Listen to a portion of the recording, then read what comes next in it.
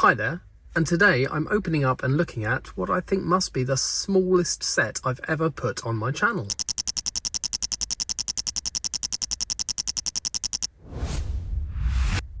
Now this set has just arrived in the post, and it's one where I placed a bid on eBay and then completely forgot about it, and then about a week later found out that I'd won the auction. And it's set 605, so you can tell it's really old because it's only got a 3-digit set number.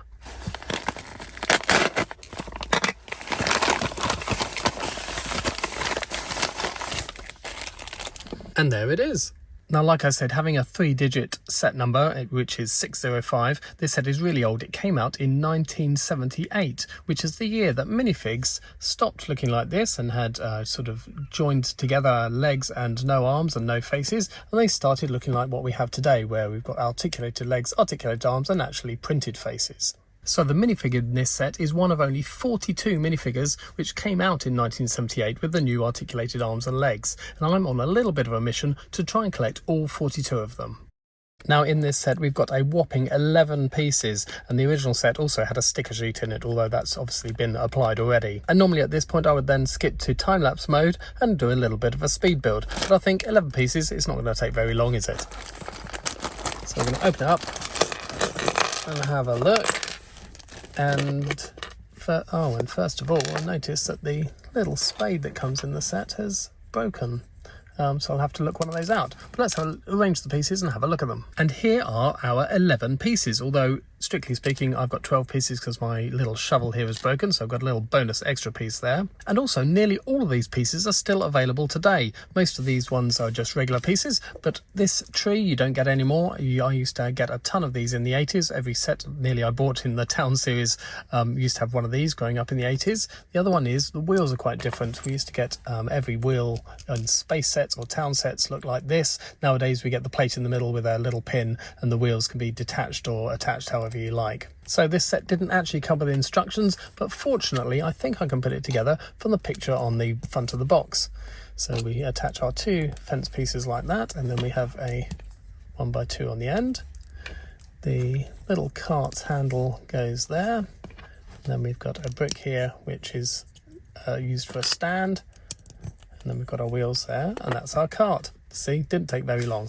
I'm not entirely sure what this is meant to be. In the picture on the front of the box, it's pictured inside here, so perhaps he's laying paving slabs, and this is a new one, or it's one he's taken up to take elsewhere.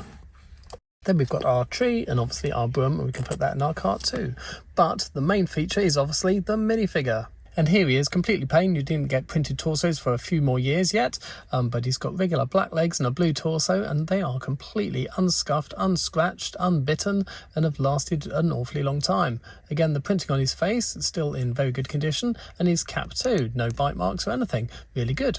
But the important thing is the part that goes over his torso. And this is where the teeny tiny sticker sheet that came in 1978 came into use. You had these little jacket pieces which went over the neck of the minifigure and sat on the front and the back of the torso. And you got these in the castle theme with the various different factions on, but you also got them in train workers and builders and things with these chevron patterns. I've got a couple of other of these, but as you notice, these chevrons on this side are pointing down, and this side they're pointing up. When the sticker sheet was applied, they were meant to both be pointing up, but obviously someone wasn't paying much attention, so we've got one on each direction. So if we just pop his head and cap off, we can decide whether we're going to go up or down. I think we should go up because that's the official Lego way, although the sticker's a bit worse condition on that side than on that side. So yeah, let's be a complete rebel and have it upside down compared to Lego's instructions. Pop his head back on, and there's one of my 42 minifigures from 1978. Now, by modern standards, this set is absolutely tiny. I think the only things we get in a sort of similar size these days are the gifts we get in certain countries on the front of Lego magazines. So this is a recent Lego City magazine pack. Obviously get a minifig and a few extra pieces. And then this week on Lego City magazine, you got this set, which again, minifigure, small build, even that's got more than 11 pieces, but it's a similar size to these small sets that you'd get back in the 70s and 80s. So last thing to do is get out one of my parts boxes and see if I can get a replacement shovel. So I've got a whole load of parts boxes up here, and the one I want is the one marked utensils. So here's my utensil box, and if we open up the 2 clips, I know that that sort of thing should be in this bit here. So we've got old brooms, and there is a shovel.